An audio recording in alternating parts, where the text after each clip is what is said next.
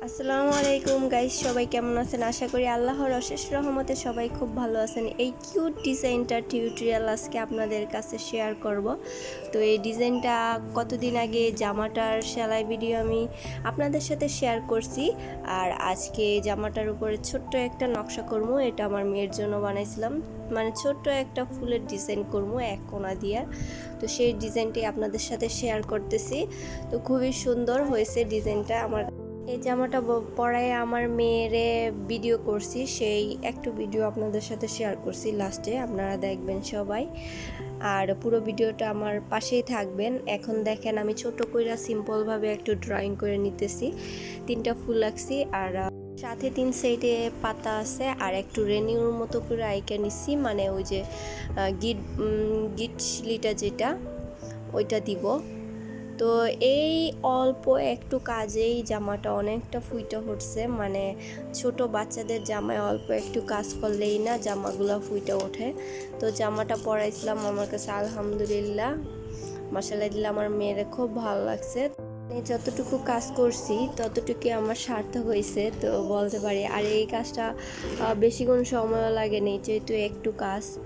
তো আমি সকালে বসে শেষ করে ফেলছি।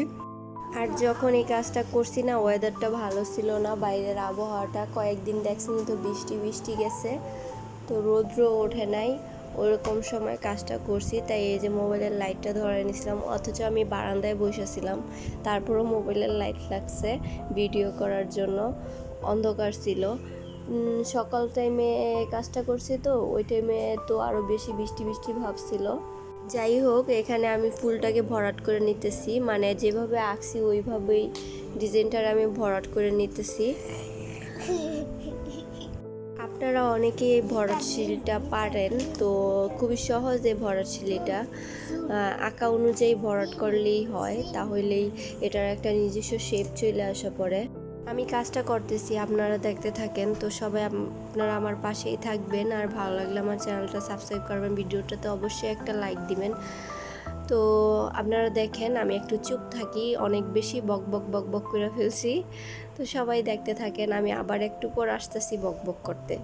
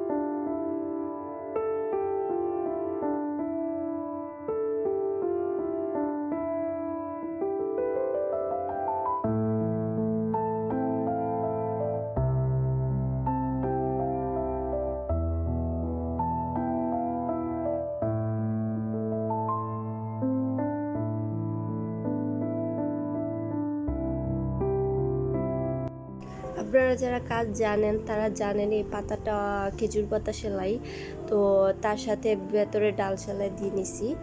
আর এই যে এই রেনুর কাজটা একটু মানে উঠায়া মানে ভরট সেলাইয়ের মতোই আপনারা দাগ অনুযায়ী আমি সেলাইটা দিয়ে নিতেছি, আপনারা দেখেন। আর আমার সেলাইটা অনেক মুভিং হইতেছে, কারণ জানেনই তো হাতে কাজ করতেছি, হাতে নিয়ে তো একটু লড়াচড়া হইবই, ক্যামেরার ঠিক সামনে ফিক্সড হয়ে থাকে না। তো আপনারা একটু কষ্ট করে দেখে নেন।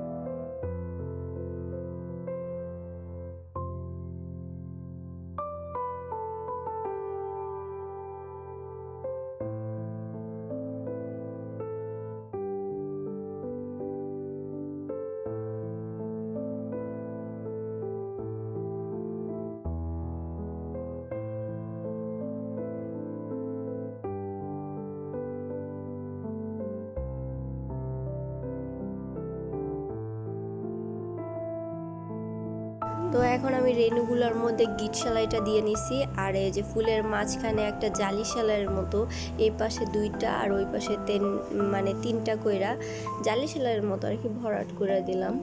কাজটা খুবই কিউট হয়েছে আর সুন্দর হয়েছে, তো খুব ভালো লাগছে। আর এই তো আমার মেয়েরে পড়াইছি, তো মেয়ে তো আমার একটু দাঁড়ায় না, তো সামনে ফিক্সড হয়ে ক্যামেরার সামনে থাকে না। সবাই আমার মেয়ের জন্য একটু মাশাআল্লাহ বলবেন, ভালো থাকবেন, সুস্থ থাকবেন আর আমাদের জন্য দোয়া করবেন। আল্লাহ হাফেজ।